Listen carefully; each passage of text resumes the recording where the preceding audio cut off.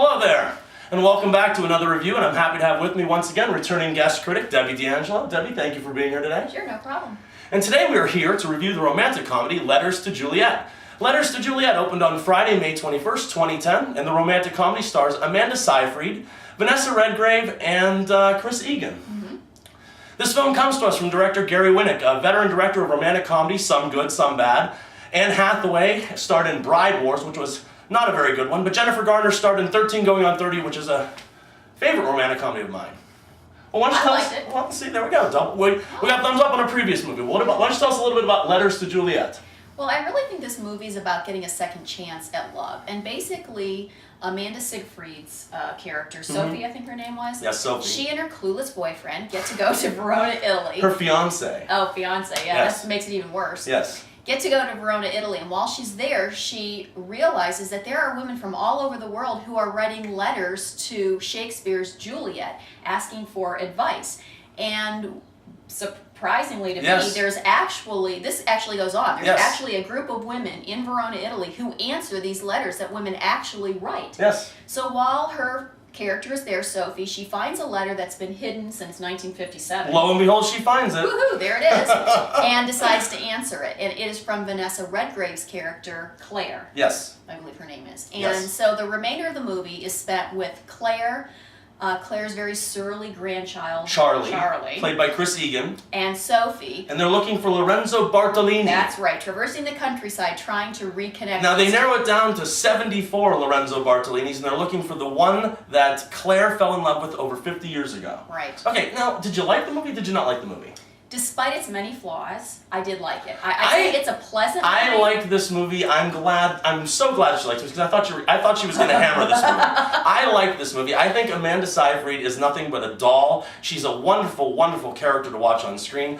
I'm not going to go so far as to call her the next Julia Roberts or Reese Witherspoon just yet, but she has a lot of potential. I think she holds this movie together. I think she did a very good job in Mamma Mia, and I think she shows us traits. Like, I think the character of Sophie could have really been a throwaway character in the hands of a lesser actress, but I think that she propels that to the next level. You know, you're absolutely right. The females carry this movie. Yes, Between absolutely. Vanessa Redgrave and Amanda Seyfried. Yes. It was really, I thought the males were mediocre. Yeah, I agree. Well, her fiance, this character, they go here to celebrate their engagement, and they don't spend 1 minute together, and it's like they're fine with that. It's a win-win. Yes. He's always going around going, it's a win-win. You know, and he's not a jerk. Okay? He's a whiner. I kept calling him Mr. Wine instead of Mr. Win-Win. Yeah, but see, the thing about it is I think he was only put in this movie just to be a distraction in the first place. And then another problem that I had, a very small problem that I have with this movie, because like I said, I did like some of these, is the character of Charlie, Claire's, like when he enters the film, he's so over-the-top unlikable, and you know darn well that this is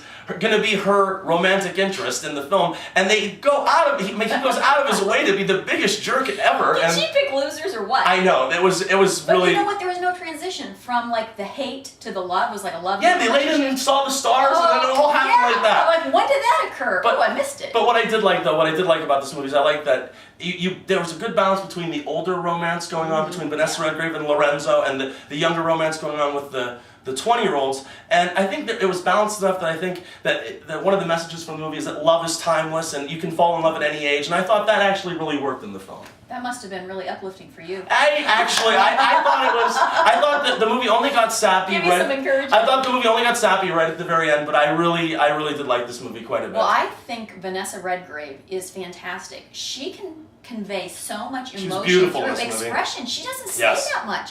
Her dialogue's not that great, but man, she can convey those feelings. And one other thing I did really like about this film is that the breakup scene between her and the fiancé near the end of the film, I thought it was something that was so needed in this movie, because all the problems and issues that I had with the film were addressed in that one scene. And I think it made this more of a mature movie. Going in, I thought this was going to be a teenage romance. That's actually, I thought this was going to be nothing but a throwaway teenage romance, and it was anything but. There was a lot more to this going on. I'm not going to say it's one of the greatest films of the year, but I thoroughly enjoyed it. I think if you go in wanting to enjoy this movie and wanting to have a good time and fall in love with it, I think you're going to have a wonderful time with the movies. As I said, it's pleasant. Okay, how many stars are you going to give this? Out of how many? Out of 4. 4? 2.5. Really? I'm going to give this, I think I liked it a little more than you. I'm going to give this 3 stars out of 4, and I'm going to say that, like I said, if you're looking on a rainy day to go fall in love, this is a movie, and the scenery was beautiful.